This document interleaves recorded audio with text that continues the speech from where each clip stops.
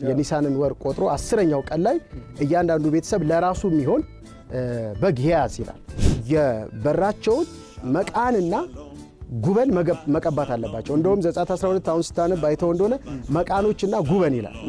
መቃኖቹ ሁለት ናቸው። ከዛ ጉበን የሚባለው ከላይ ነው እና አታች ደግሞ በአማርኛችን ደፍ ነው የምንለው። ደፉ አይቀባም፣ መቃኖቹ ይቀባሉ። ከዛ ጉበኑ ይቀባል። ሲቀባ በአማርኛ በምንለውን በዕብራይስጥ ደግሞ ይሄ 8ኛውን ፊደል ሄን ያመጣልናል። ሄ ማለት በዕብራይስጥ እያንዳንዱ ፊደሎች ቃል ናቸው፣ ቁጥርም ናቸው እና ይሄ ሄ የሚለው የሚወክለው ህይወትን ነው አይደለም? ሃይምን ነው የሚወክለው። ስለዚህ ሙሴ ያንን የበጉን ደም ወስዶ በመቃኖቹ ላይና በጉበኑ ላይ ሲቀባ ይሄንን ሃይምን ነው የጻፈው፣ ህይወትን ነው የጻፈው እና ህይወት ብሎ በዕብራይስጥኛ ጻፈ። ስለዚህ ሞት ወይንም የሞት መልአክ በዛ ባለፈ ጊዜ ከህይወት ጋር ነው የሚገናኘው። እዛ ቤት ውስጥ መግባት አይችልም። ለምን? ህይወት ኦሬዲ እዛ በር ላይ አለ። ይሄ ህይወት ደግሞ ለኛ ለመሲያኒክ አማኞች እውነትም መንገድም ህይወትም እኔ ነኝ ያለውን የሾዋን የሚወክል ጽሑፍ ነው። ዮሐንስ 14 የሾዋ ምን ብሏል? እኔ ሃይም ነኝ፣ እኔ ህይወት ነኝ። ስለዚህ በእኔ በኩል ካልሆነ በቀር ወደ አብ የሚመጣ የለም። አያችሁ፣ ይሄ የህይወት በር ነው የሾዋ። ማንም ሰው ሳይሞት አብ ፊት መቆም ከፈለገ አብ ፊት ለመቆም የሚያስችለው ህይወት በዚህ በሃይም በየሾዋ በኩል ነው ያለው።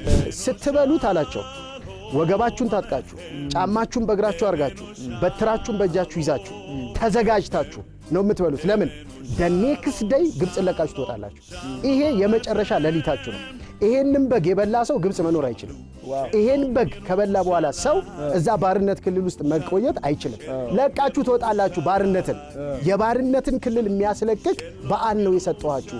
ይሄ በዓል ከግብጽ የሚያፋታችሁ በዓል ነው። ስለዚህ ልክ ሲነጋ ጫማዬ የት አለ፣ በትሬ የት አለ፣ መታጠቂያ አትበሉ። ጌት ሬዲ። ለምን? ሹር ነው፣ እርግጥ ነው ምኑ መውጣታችሁ። አይ ከዚህ በፊት እኮ 9 ተአምራት ተደርገዋል፣ ይለቃል ተብሎ ፈርዖን ብዙ ተሞክሯል እና ባህር ደም ሆኗል፣ አቧራ ጓጉንቸር ሆኗል፣ አልለቀቀም። አይ ይሄኛው በጣም እርግጠኛ ነው። አየህ ራባይ 9ኙንም በዓላቶች ሲነግራቸው ኤሎሂም ወገባችሁን ታጠቁ አልተባሉ፣ ጫማችሁን አድርጉ አልተባሉ። ይሄ የመጨረሻ ነው አልተባለም። አሁን ግን ይሄ ፔሳ ግን ፋሲካ ግን የማለፍ በዓል ግን በጣም እርግጠኛ ነው። ይለቃችኋል፣ ፈርዖን ትወጣላችሁ ነው። አሁን ከዚህ ናሮ ከሆነ ጠባብ ከሆነ ቦታ ወጣችሁ አምላካችሁ ወዳዘጋጀላችሁ ወተትና ማር ወደሚያፈሰው ምድር በእርግጠኝነት እንዳለውም የሚገርምህ ፈርዖን ውጡልኝ አለ። ግብጽ በመውጣታቸው ደስ አላት ይላል።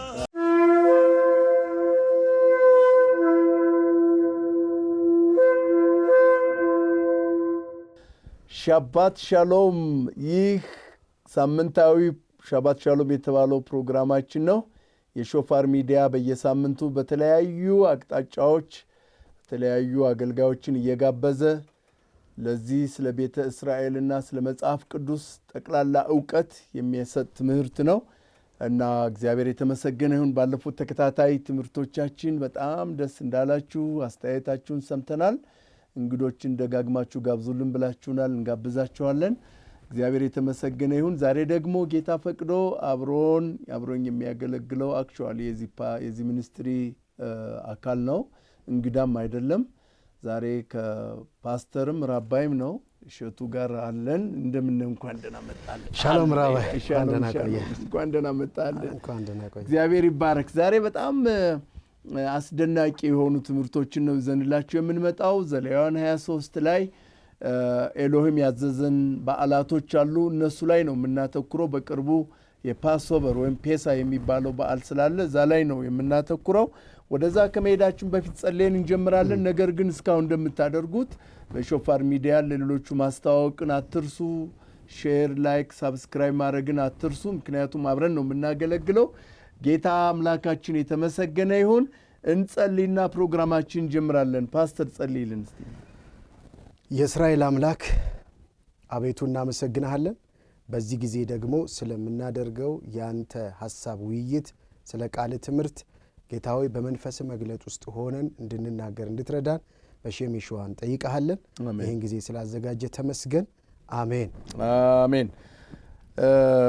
ራባይ ዛሬ የምንወያየው ብዙ ጊዜ የአብያተ ክርስቲያናት ብዙም ትኩረት የማይሰጧቸው ነገር ግን ኤሎሂም ራሱ ደግሞ የኔ በዓላቶች ያላቸውን እነሱ ላይ ነው የምናተኩረው። በተለይ በቅርቡ ደግሞ የዛሬ ሳምንት አካባቢ ፓስኦቨር ፋሲካ የሚባል ነገር አለና ስለሱ እንነጋገራለን። እዚህ ዘሌዋውያን ምዕራፍ 23 ላይ ከቁጥር 4 ጀምሮ ነው እንደዚህ ይላል። እነዚህ የኤሎሂም በዓላት በየዘመናቸው የምታውጇቸው የተቀደሰ ጉባኤ ናቸው።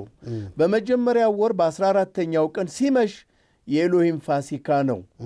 በዚህም ወር በ15ተኛው ቀን ለኤሎሂም የቂጣ በዓል ነው። 7 ቀን ቂጣ እንጀራ ብሉ። በመጀመሪያው ቀን የተቀደሰ ጉባኤ ይሁንላችሁ። የተግባር ሥራ ሁሉ አትስሩበት። 7 ቀንም ለኤሎሂም የእሳት ቁርባን አቅርቡ። በ7ተኛው ቀን የተቀደሰ ጉባኤ ነው። የተግባር ሥራ ሁሉ አትስሩበት ይላል። ዘሌዋውያን 23ን ማጥናት በጣም ጥሩ ነው። ከእሱ ጋር የሚያያዙ ጥቅሶች ደግሞ ዘጸአት 12 እና ዘዳግም ምዕራፍ 16 አሉ። እነሱን ነው እና እነዚህ በዓላቶችን ነው ዛሬ የምንወያየውና ምን ማለት ነው እነዚህ ስለ እነዚህ በዓላቶች ለምሳሌ አብዛኛው ክርስቲያን የሚያመልከው ፋሲካ የሚለው በዓል የክርስቶስ የተነሳበትን ነው። እሱ ነው ወይ በዓሉ? እንደገና ደግሞ እነዚህ በዓላቶች ለአይሁዳውያን ብቻ ነው የተሰጡ ወይስ ደግሞ ለአማኞች በሙሉ? እና ስለ እነሱ ትነግረናል። እስቲ ያለህን ሐሳብ ስለ ፋሲካ ንገረን እስቲ። በጣም ጥሩ ራባይ። ይሄ በጣም ወደፊት እንግዲህ በጥልቀት እየገባን ከምናስተምራቸውና እቅድ ከያዝንባቸው ከአንተ ጋር ለመነጋገር ሐሳቦች መካከል አንኳሩ ይሄ ነው። የመጽሐፍ ቅዱስ በዓላትን በተመለከተ አማኙ መጽሐፍ ቅዱሳዊ የሆነውን እግዚአብሔራዊ የሆነውን እውቀት እንዲጨብጥ ለማድረግ እነዚህ በዓላቶች ላይ በተለይ እነዚህ 7ቱ ላይ በጥልቀት እንሰራለን። አሁን ግን እንዳልከው የፊታችን የሚመጣው አፕሪል 1 ወይንም በእኛ በኢትዮጵያን አቆጣጠር መጋቢት 23 ሮብ ምሽት ስለሚከበረው ስለዚህ ስለ ፔሳ ስለ ፋሲካ በዓል ዛሬ እንነጋገራለን ማለት ነው። እንግዲህ ይሄ ፋሲካ ብዙ ጊዜ ተነጋግረንበታል። እግዚአብሔር የማዳን እቅዱን የገለጠበትና እግዚአብሔር አምላክ የግብፅን አማልክት ኃይል የሰበረበት እና ለሙሴ እንደነገረው በአማልክቶቻቸው ላይ እፈርዳለሁ ብሎ በአማልክቶቻቸው ላይ እንዴት እንደፈረደ ስናይ በዚህ በፋሲካ የፋሲካው በግ መታረድና በመቃኖችና በጉበል ላይ የደሙ መቀባት አማካኝነት የግብፅን በኩራት ሲገል ግብፅ ያለ በኩሩ ሁሉ ሲያልቅ እግዚአብሔር በአማልክቶቻቸው ላይ ፈረድኩ ያለው ቃል ሲፈጸም ታያለህና እግዚአብሔር በዚህ ምድር ላይ አሳሪ የሆነውን ገዢ የሆነውን ገዳቢ የሆነውን እና ጨቋኝ የሆነውን መንፈስ የሰበረበት ለሰው ልጆች ደግሞ ነፃነትን የሰጠበት እና በተለይ በዘጸአት 12 አሁን እንደጠቀስከው የእስራኤልን ልጆች ከጭቆና ቀንበር ነፃ ያወጣበት 10ኛው ተአምራት ይሄ የፔሳ የማለፍ የፋሲካ በዓል ነው እና የሚገርምህ ራባይ በዕብራይስጥኛ ይሄ ግብፅ የሚለው ቃል ሚጽራይም አይደለ?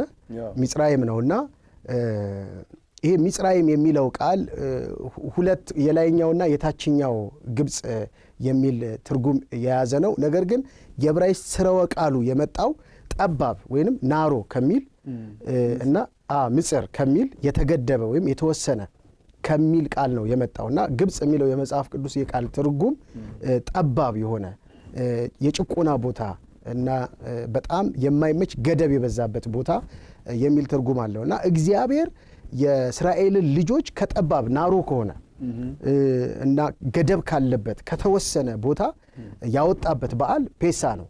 በዚህም በብሪታ ደሻ በዚህ በአዲስ ኪዳንም እግዚአብሔር አምላክ ከተገደብንበት ከተወሰንበት ከተያዝንበት ተጨቁነን ባሪያ ከነበርንበት ቦታ እኛ ነፃ ያወጣን በዚህ በፓስኦቨር ነው ማለት ነው። ፔሳ ማለት ምን ማለት ነው? ከየት ነው የጀመረው የሚለውን እሱን እንጀምረው። የመጀመሪያው ነገር ፔሳ ወይም ፓሳ ማለት ማለፍ ማለት ነው። ያው ብዙዎቻችሁ እንደምታውቁት በመጽሐፍ ቅዱስ ላይ እስራኤላውያን ለ430 ዓመት በግብፅ ውስጥ ባሪያዎች ነበሩ። ያው ዮሴፍ ተሽጦ ሄደ። ያው መነሻውን ስናነሳው ከዛ ዮሴፍ ደግሞ ከእስር ቤት ወጥቶ ወደ ጠቅላይ ሚኒስትርነት ከሄደ በኋላ ደግሞ አባቱን ያዕቆብንና ወንድሞቹን 72 ነፍስ ይለዋል እነሱን ይዞ ገባ። ከዛ በኋላ ዮሴፍ በታላቅ ሞገስ በታላቅ ክብር በግብፅ ምድር ላይ እግዚአብሔር አክብሮት ታላቅ መሪ ሆኖ ህዝቡን ከረሃብ ታድጎ ከዛ በኋላ እሱ ማነው ዮሴፍ ከሞተ በኋላ እንደገና ሌላ ፈርዖን መጣ። ዮሴፍን የማያውቅ ንጉሥ መጣ። ከዛ በኋላ እስራኤላውያን በጣም እየበዙ ፕሮስፐር እየሆኑ እየበለጸጉ ሲሄዱ እነዚህን ሰዎች ማጥፋት አለብን ብለው ከዛ በኋላ የጭቆና ቀንበር ተነሳ ጀመራቸው። ያው 430 ዓመት ያህል ነው በግብፅ ውስጥ የቆዩት። እንግዲህ እነዚህ መቅሰፍቶቹን 10 መቅሰፍቶችን መጣባቸዋለን። ይህ ግን ዘጸአት 12 የመጨረሻው አሁን ቅድም እንደነገርከን 10 የግብፅ አማልክት ወይም ደግሞ እንደ አምላክ አድርገው የሚያመልኳቸውን እነሱ ላይ ነው ፍርድ ያመጣው። ግን 10ኛው የመጨረሻው ግን የበኩር ልጅ ነው እና እሱን ለማድረግ የወሰዱትን እርምጃ ዘጸአት 12 ላንበውና ከዛ ጋር ተያይዘን እናንበዋለን። እንደዚህ ይላል። ኤሎሂም በግብፅ አገር ሙሴንና አሮንን እንዲህ ብሎ ተናገራቸው። ይህ ወር የወሮች መጀመሪያ ይሁናችሁ፣ የዓመቱም መጀመሪያ ወር ይሁናችሁ። ለእስራኤል ልጆች ሁሉ ተናገሩ በሏቸውም፣ በዚህ ወር በ10ኛው ቀን ሰው ሁሉ ለአባቱ ቤት አንድ ጠቦት ለአንድ ቤትም አንድ ጠቦት ይውሰድ። የቤቱ ሰዎች ቁጥር ለጠቦቶቹ የማይበቃ ቢሆን እርሱና ለቤቱ የቀረበው ጎረቤቱ እንደ ነፍሶቻቸው ቁጥር እንደ ጠቦት አንድ ጠቦት ይውሰድ። እያንዳንዱም እንደሚበላው መጠን ከጠቦቱ ይካፈል። የእናንተ ጠቦት ነውር የሌለበት የ1 ዓመት ተባት ይሁን። ከበጎች ወይም ከፍየሎች ውሰድ። በዚህ ወር 14ኛው ቀን ድረስ ጠብቁት። የእስራኤልን ማኅበር ጉባኤ ሁሉ ሲመሽ ይረዱት። ከደሙም ወስደው በሚበሉት ቤት ሁለቱን መቃኑንና ጉበኑን ይቀቡት። በእሳት የተጠበሰውን ሥጋውንና ቂጣውን እንጀራ በዛሽ ሌሊት ይብሉ፣ ከመራራ ቅጠል ጋር ይበሉታል። ጥሬውን በውሃም የበሰለውን አትብሉ፣ ነገር ግን ከራሱ ከጭኑ ከወድቃው ጋር በእሳት የተጠበሰውን ብሉት። ከእርሱም እስከ ጠዋት አንዳች አታስቀሩ፣ እስከ ጠዋትም የቀረውን በእሳት አቃጥሉት። ወገቦቻችሁን ታጥቃችሁ ጫማችሁን በእግራችሁ በትራችሁንም በእጃችሁ አድርጋችሁ እንዲህ ብሉት፣ ፈጥናችሁም ትበሉታላችሁ። እርሱ የኤሎሂም ፋሲካ ነው። እኔም በዛች ሌሊት በግብፅ አገር አልፋለሁ። በግብፅም አገር ከሰው እስከ እንስሳ ድረስ በኵርን ሁሉ እገድላለሁ። በግብፅም አማልክት ሁሉ ላይ እፈርድባቸዋለሁ። እኔ ኤሎሂም ነኝ። ደሙም ባላችሁበት ቤቶች ምልክት ይሆንላችኋል። ደሙን ባየው ጊዜ ከእናንተ አልፋለሁ። እኔም የግብፅን አገር በመታው ጊዜ መቅሰፍቱ ለጥፋት አይመጣባችሁ። ሃሌሉያ አሜን። ይሄ ነው እንግዲህ አሁን ይሄ በጣም አስደናቂ ነገር ነው ራባይ። አሁን ይህንን የዘጸአት 12ን ሐሳብ ስታየው ቅድም አንተም እንዳነሳኸው የመጨረሻ የእስራኤል ልጆች ምጽራይምን ግብፅን ለቀው የሚወጡበት ምሽት ላይ ደርሰዋል። ቅድም ማንሳት የነበረብን ሐሳብ ምንድነው? ይሄ ቀን አሁን ይሄ ዘጸአት 12 ላይ የመጣው ቀን ለአባታችን ለአብርሃም ዘጸአት 15 ላይ በትንቢት እግዚአብሔር የነገረው የተስፋ ቃል ፍጻሜ ነው። ዘፍጥረት 15 ላይ በተከፈሉት እንስሶች መሃል ብቻውን ያለፈ ጊዜ ኤሎሂም ለአብርሃም ምንድነው የነገረው? ዘርህ የራሱ ባልሆነ ምድር ለ4 ትውልድ ይገዛል እና ያ 400 ዓመት ደግሞ ካለፈ በኋላ እኔ በብዙ ሀብትና እንደገና በብዙ ክብር አወጣዋለሁ፣ ከዛ ከባርነት ከተገዛበት ምድር አወጣዋለሁ ያለው ቃል ዘመን እየጠበቀ ነበር። የሚገርምህ ራባይ የእስራኤል ልጆች እዚህ ዘመን ላይ ሲጮሁ ይሄ ዘመን ለአብርሃም የተነገረው የትንቢት ፍጻሜ ዘመን ስለሆነ ነው። እኔ እንደውም ምን እላለሁ፣ ሙሴ የሆነው እዚህ ዘመን ላይ ስለተወለደ ነው። ለምሳሌ 3ኛው ትውልድ ላይ ቢወለድ ኖሮ 300 ዓመተኛው ላይ ቢወለድ ኖሮ ሙሴ መሆን አይችልም። ሙሴ ያረገው ራሱ ለአብርሃም የተነገረው የትንቢቱ ፍጻሜ ዘመን መድረስ ነው።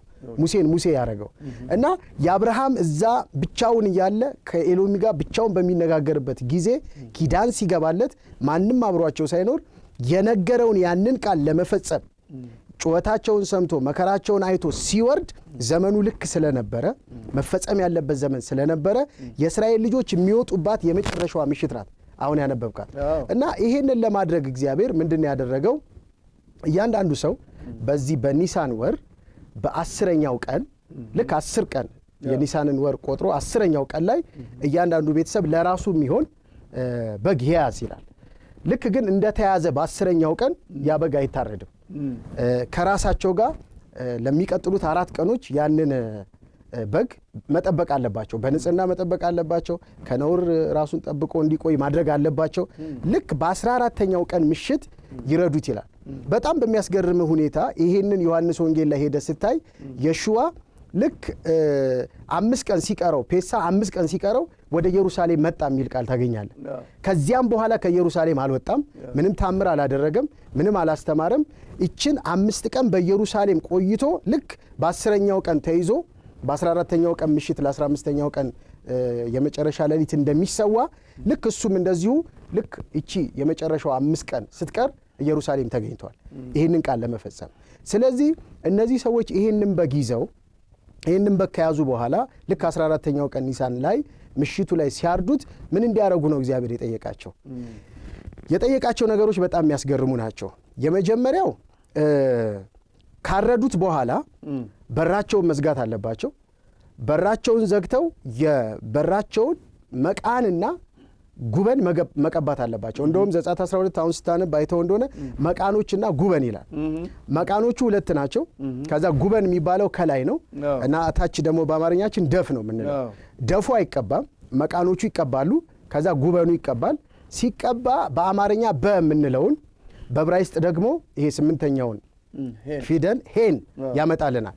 ሄ ማለት በዕብራይስጥ እያንዳንዱ ፊደሎች ቃል ናቸው፣ ቁጥርም ናቸው እና ይሄ ሄ የሚለው የሚወክለው ህይወትን ነው አይደለም?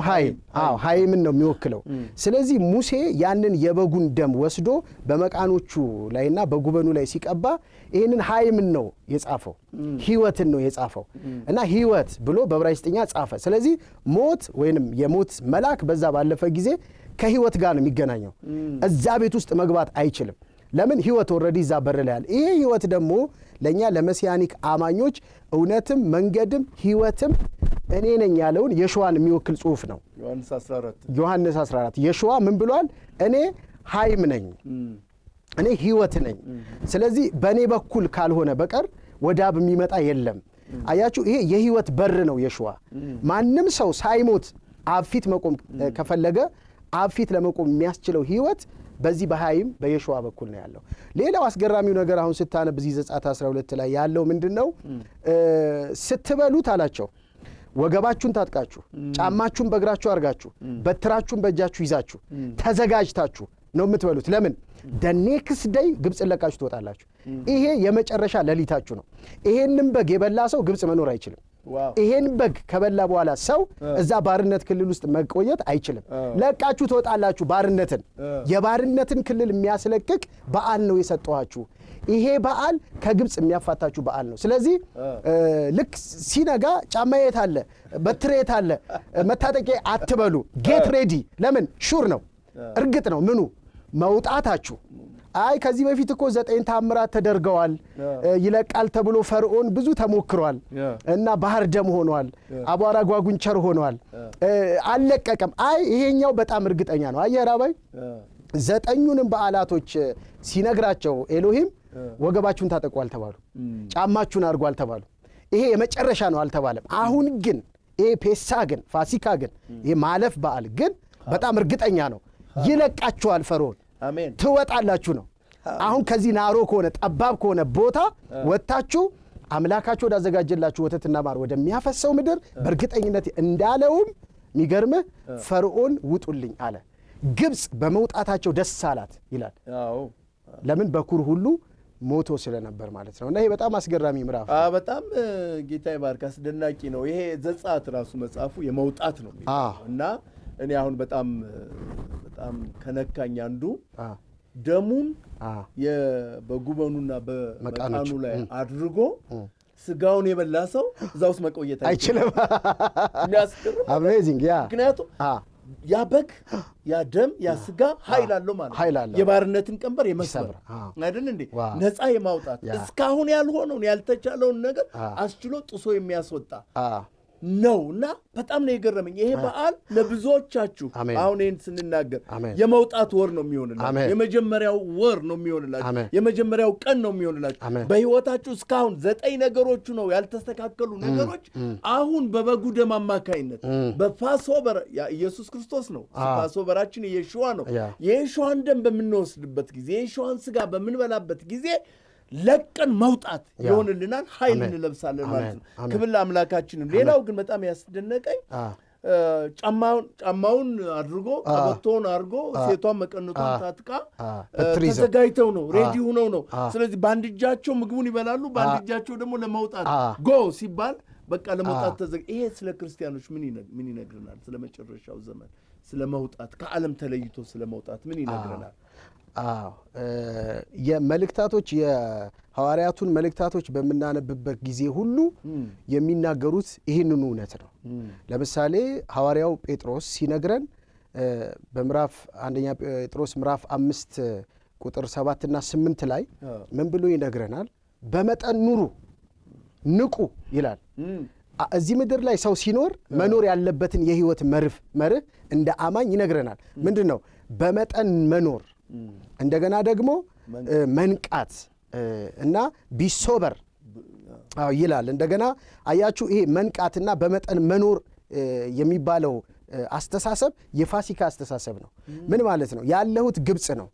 ግብፅ የኔ ቦታ አይደለም፣ የኔ መኖሪያ አይደለም። ኤኒ ታይም ለቅቄው ልወጣ እችላለሁ። ውጡ የሚል ድምፅ ሲመጣ ያንን ድምፅ ተከትዬ መውጣ ሰው ነኝ የሚል አዳር ነው ያደሩት። እዚህ ምድር ላይ የምንኖረው እዚህ ዓለም ላይ ያለ ነው። በተለይ በኢየሱዋ የምናምን ሰዎች ኤኒ ታይም መለከት ሊነፋ እንደሚችል አንደኛ ተሰሎንቄ ምዕራፍ 4 ይነግረናል። መለከት ሊነፋ ይችላል ኤኒ ታይም። ስለዚህ የነቃንና የተዘጋጀን ሰዎች ሆነን መኖር አለብን የሚል ሐሳብ አለ። በመጠን ኑሩ፣ ንቁ፣ ባላገራችሁ ዲያብሎስ የሚጦል ፈልጎ እንደሚያገሳ አንበሳ ይዞራልና። ብዙ ጊዜ አማኞች የምንረሳው ነገር ለሺህ ዓመት እንደምንኖር ሆነን ነው የምናዘጋጀው። ገንዘብም መሰብሰብ፣ አጠራቀም፣ አንዱ ወደ አንዱ መሄድ የእግዚአብሔርን ስራ ከመስራት ይልቅ በግብፅ ባርነት ውስጥ እንድንገባ ያደርገናል። ብዙዎቹ እግዚአብሔርን የሚያገለግሉ እግዚአብሔርን የሚጠቀምባቸው ሰዎች የገንዘብ ነገር ሲመጣ የጌታን ነገር ቸል እያሉ ገንዘቡ ላይ በጣም ወደዛ ማተኮር ይሄዳሉ እና አሁን አንተ እንዳልከው ነው። ኤኒ ታይም ልንነጠቅ እንችላለን። ይቺ ምድር የኛ ቦታችን አይደለችም። ይቺ ምድር ለኛ የእንግዳ ማረፊያችን ናት። ለዚህ ነው አባታችን አብርሃም እንኳ ያ ሁሉ ሀብት ባለጸግነት እያለው በድንኳን ነበር ሲኖር የነበረውና ምድራዊ ቤታችን ይፈርሳል ይላል ጳውሎስ። ስለዚህ የማይፈርሰውን የእግዚአብሔርን ስራ በገንዘባችን፣ በእውቀታችን፣ በተሰጠን ነገር ሁሉ ኃይላችንን አሰባስበን የእግዚአብሔር መንግስት የሚሰፋበትን ነገር መሞከር ነው ያለው። እነዚህ ሰዎች የዛን ቀን አሁን እኛ ግብፅን ለቀን መሄድ አንፈልግም፣ ስጋውን እንበላለን፣ ደሙንም ቀብተናል፣ ሞት ይለፈን፣ ግን እዚሁ ነው የምንቀረው ቢሉ ምንድን ነው የሚገርምት? የግብፅ ይገጥማቸዋል ማለት ነው። እና በጣም አስደናቂ ነገር ነው ይሄ። በደሙ በሌላ በኩል ሲቀባ ከዚህ ቀደም አንድ ሰባኪ ሲናገር የሰማሁት እዚህ ላይ እንቀባዋለን፣ ጉበኑ ነው ይሄ፣ መቃኑ ደግሞ እዚህና እዚህ ላይ ነው፣ በግራና በቀኝ። አሁን አንተ ሀይም ነው ያልከን፣ እሱ ልክክል ነው በዕብራይስጥ። ይሄኛው ደግሞ ወደ ደሙ ይወስደናል። ይሄኛው እዚህ ላይ የሚቀባው እዚህ ይፈሳል፣ በዚህና በዚህ ደም አለ። ስለዚህ ወደ መስቀሉ ይወስደናል። ጌታ ኢየሱዋ አንተ ቅድም እንደነገርከን ወደ ኢየሩሳሌም ሆሻዕና እያሉ ናና አድነን እያሉ በአህያ ውርንጫ ላይ ተቀምጦ ሲገባ ከዛ በኋላ አልወጣም። ቀጥታ ወደ ቤተ መቅደስ ነው ሄደው። ከዛ በኋላ በሐሙስ ዕለት ረቡዕ ዕለት ታሰረ። ሐሙስ ዕለት ነው እኛ ስቅለት ሐሙስ ነው ብለን ነው የምናምነው። ምክንያቱም 3 ቀን መቆየት ስላለበት የተነሳው በሻባት መጨረሻ ቀን ነው እና የሹዋን ያመለክታሉ። ይሄ ነገር ስለ የሹዋ ምንድን ነው የሚነግረን? ኢሶላ ባውት እኮ የሹዋ አሁን ምንድን ነው ፔሳህ፣ ይሄ የፋሲካው በግ የፋሲካው ስርዓት ምናልባት መጽሐፍ ቅዱስ ውስጥ ካሉ ጌታችንን የሹዋን ከሚገልጡ በጣም ግልጽ ናቸው ከሚባሉ የብሉይ ኪዳን ክፍሎች ውስጥ ዋናው ሊባል የሚችለው ይሄ ፔሳ ነው እና ይሄ ሃጋዳህ የሚባል መጽሐፍ አለ።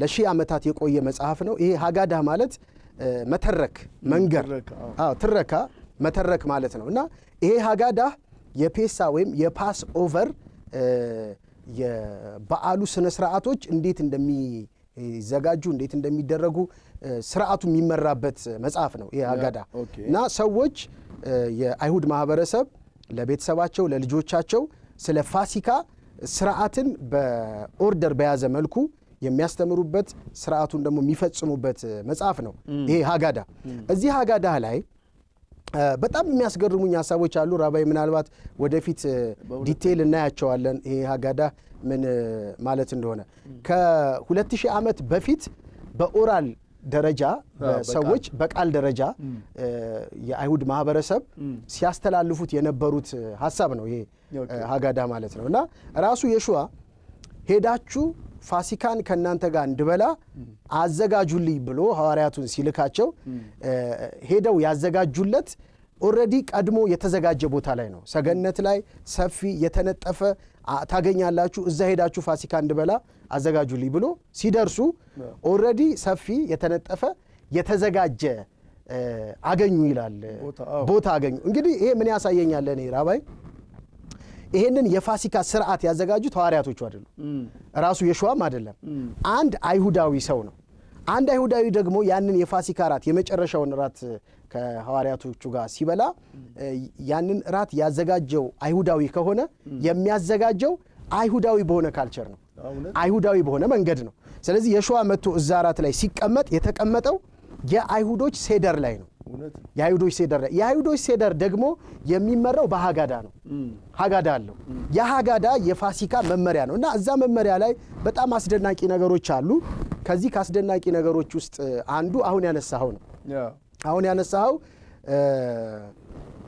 ሆሺያና የሚለው ሐሳብ ከሚዘመሩ መዝሙሮች አንዱ እዚህ ሃጋዳ ውስጥ ያለው መዝሙሮች አሉት ይሄ ሃጋዳ አንዱ መዝሙር ሆሺያና የሚለው ነው ሆሺያና ሴቫስ ነው አይደለም አሁን አድነን ነው ይሄ ሆሺያና የሚለው ቃል ከመዝሙር ውስጥ የተወሰደ መዝሙር ላይ በስፋት የተዘመረ የሚታወቅ የመጽሐፍ ቅዱስ ክፍል ነው ይሄ ሆሺያና የሚለው ቃል ሚገርማችሁ ዳዊት ጋር የጀመረ አይደለም ዳዊት ጋር ከፋሲካ ከዚህ ከሃጋዳው ከሴዳሩ ጋር የተያያዘ ነው ያ ማለት የአይሁድ ራባዮች ሲያስተምሩ ሆሺያና የሚለው መዝሙር የተዘመረው በግብጽ ባርነት ውስጥ የመጨረሻ ሰቆቃ ላይ በደረሱ ጊዜ 400 ዓመት በደረሰ ጊዜ የጮሁት ጩኸት ነው ለምን አባታቸው አብርሃም 400 ዓመት በባርነት የሱ ዘሮች በሌላ ምድር እንደሚቀመጡ የተነገረውን ነገር ለልጆቹ ሲነገር ነበር እነሱ ደግሞ ይሄ የእስራኤል ልጆች ይሄንን ትምህርት እየሰሙን ያደጉት በዚህ በግብጽ የምንቆየው ለአራት ትውልድ ነው አራት ትውልድ ከቆየን በኋላ ለአባታችን ለአብርሃም እንደተነገረው እንደዚሁ እንወጣለን የሚል የማያቋርጥ ትምህርት ነበር ስለዚህ እርስ በርሳቸው ይሄንን ትምህርት ስለሚያውቁ ልክ 400 ዓመቱ ሲደርስና አራት ትውልድ ሲሞላ ይሄ መዝሙር ጩኸት ሆኖ ወጣ አሁን ለሙሴ እኔ ጩኸታቸውን ሰማው እና ላድናቸው ወረድኩ ያለው ምንድነው ጩኸታቸው ሚል ጩኸት አይደለም ሆሺያና ሚል ጩኸት ነው ናና ድነን ሴቫስ ነው የምንለው አሁን አድነን ሚል ነው ዩሲ ይሄ መዝሙር እዛ ነው የዘመሩት መዝሙረ ዳዊት ላይ ተካቷል መዝሙረ ዳዊት ላይ ማን እንደጻፋቸው ከማይታወቁ መዝሙሮች መሃል ነው ይሄ በቃ የኮሚኒቲ መዝሙር ነው የማህበረሰብ መዝሙር ነው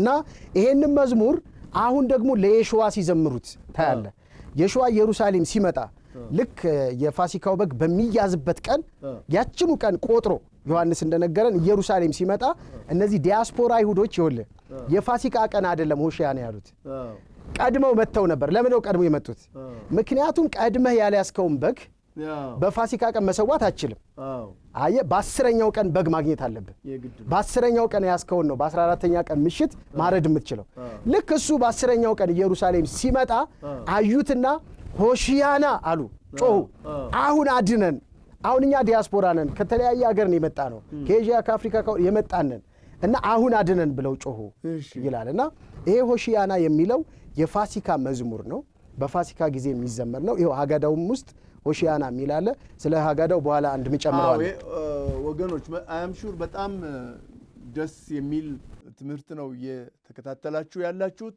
ደስ የሚል ብቻ ሳይሆን ነፃ የምትወጡበት ነው በብዙ ነገርና ሆሳና ብለን የምንጠራው በኢትዮጵያ ማለት ነው የዘንባባ ዝንጣፊ ይዘው በኢትዮጵያ ኦርቶዶክስ ቤተክርስቲያን በተለይ በጣም ደስ የሚል ድባብ አለው እዚህ ላይ ይጠመጠማል ዘንባባ ዝንጣፊ ይዘው ሆሳና ይላሉና ይሄ ለሶስት ቀን በተለይ በጉን እንዲያዩ የግላቸው እንዲያደርጉት በጉና እነሱ እንዲገናኙ እንዲዋደዱ በጉ እነሱን ያያል እነሱ በጉን ያያል አዳኛቸው በጉ ነው ያ በግ በዛ ያ ደም ያ በግ ከትንሽ ጊዜ በኋላ የነሱን በደል ከነሱ ባርነት ነፃ እንዲወጡ የሚሰዋላቸው የሹዋም ወደ ሆሳዕና እያሉ ሲመጡ የኢየሩሳሌም ሰዎች ያዩት ነበር የኢየሩሳሌም ሰዎች ብቻ አይደሉም ከዓለም የመጡ ዲያስፖራዎች አሁን አንተ እንዳልከው ያዩት ነበር የሹዋን እሱ ያያቸዋል እነሱም ያዩታል እንደውም ስለ ኢየሩሳሌም አለቀሰ ይላል አይደል እና ከዛ በኋላ በ14ኛው ኒሳን 14 ቀን የሹዋ የተሰቀለው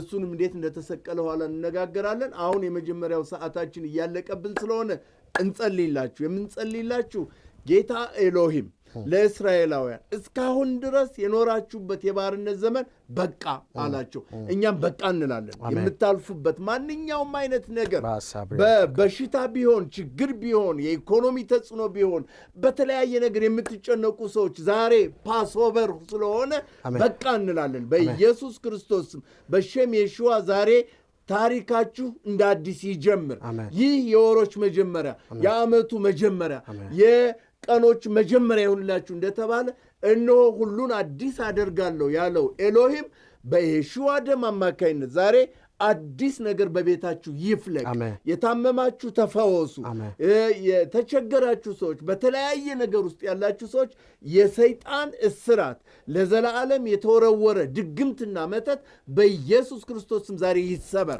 ይህ ደም ኃይል ሰጥቷቸው በአይምሮ ላይ ያለ በአይን ላይ በጆሮ ላይ ያለ ማንኛውም በሽታ በኢየሱስም ዛሬ ይራገፍ በደሙ ኃይል ዛሬ በቃ እንላለን በሸም የሹዋ ዛሬ አወጅን ይህንን ደግሞ በእምነት ተቀበሉ ይሁንላችሁ በሸም የሹዋ አሜን ይባርከህ አዶናይ በይሽመረሃ ያኤር አዶናይ ፓና በለኻ በይሆንሃ ይሳ አዶናይ ፓና በለኻ ባያሲም ለኻ ሻሎም ኤሎሂም ይባርካችሁ ይጠብቃችሁ ኤሎሂም ፊቱን ያብራላችሁ ይራራላችሁ ኤሎሂም ፊቱን ወደ እናንተ ያንሳ ሰላምን የሚስጣችሁ ሁል ጊዜ ልብሳችሁ ነጭ ይሁን ቅባትም ከራሶቻችሁ ላይ አይታጣ ዘራችሁ የጠላት እንደጅ ይውረስ የረገጣችሁት ይወረስ የእጆቻችሁ ስራ ይባረክ የኤሎሂም ክብር ይቅደማችሁ የኤሎሂም ሞገስ ይከተላችሁ ፍሬያማ ሁኑ ለምልሙ በሸም የሹዋ ህዝቡ ማለት አሜን ወዛ አሜን ጌታ ይባርካችሁ ቅዱሳን እንግዲህ የዛሬ ሳምንት እንገናኛለን እስከዛው ድረስ ግን በፌስቡክ በዩቲዩብ በቲክቶክ ተከታተሉ ሌሎችም ሼር አድርጉ በጣም እንወዳችኋለን እግዚአብሔር ይባርካችሁ ሻባት ሻሎም ሻባት ሻሎም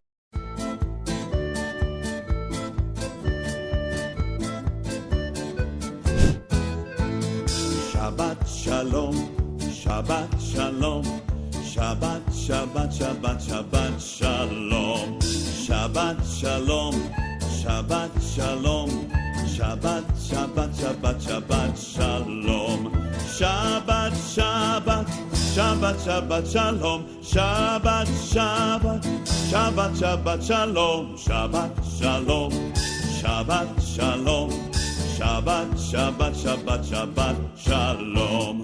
Am Yisrael, Am Yisrael, Am Yisrael Chai. Am Yisrael, Am Yisrael, Am Yisrael Chai. Am Yisrael, Am Yisrael, Am Yisrael Chai. Am Yisrael, Am Yisrael, Am Yisrael Chai. O Davinu Chai, O Davinu Chai. O Davinu, O Davinu, O Davinu Chai. O Davinu Chai, O Davinu Chai. O Davinu, O Davinu, O Davinu Chai. Heavenu Shalom Alechem. Heavenu Shalom Alechem. Heavenu Shalom Alechem. Heavenu Shalom, Shalom, Shalom Alechem. Heavenu Shalom Alechem. Heavenu Shalom Alechem. Heavenu Shalom Alechem. Heavenu Shalom, Shalom, Shalom Alechem. Shalom Shalom Yerushalayim Shalu Shalom Yerushalayim Shalu Shalom Yerushalayim Shalu Shalom Yerushalayim Shalu Shalom Shalu Shalom Shalu Shalom Shalu Shalom Yerushalayim Pedí por la paz de Jerusalén Pedí por la paz de Jerusalén Pedí por la paz de Jerusalén Jerusalén por siempre viva en paz Shalom Shalom Shalom Shalom Shalom Shalom Shalom Shalom Yerushalayim Shalom Shalom Shalom